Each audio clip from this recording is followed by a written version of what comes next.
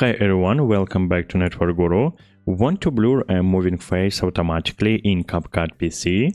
Today I'll show you exactly how to use face tracking to keep it blurred throughout the video. Let's dive right in. Step 1. Launch CapCut PC and open your video project. Then import the clip where you need to blur a face. Drag the video on the timeline. Then go to the Effects tab on the left. Use search bar and find Blur Effects. Then tap plus icon to add the timeline, placing it above your video. Next, stretch the blur effect so it matches the full length of your video by dragging its edges.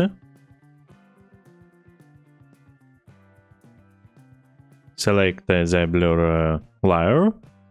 In the right panel, tap Add Mask, then choose Circle, and resize and position the mask over the face you want to blur. With the mask selected, click Tracking button, hit Start Tracking, and let CapCut automatically follow the face movement.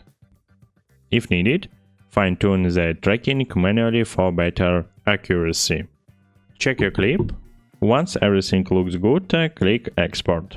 Choose your preferred settings and save your project. And that's it. If this video is helpful for you, don't forget to hit the like button.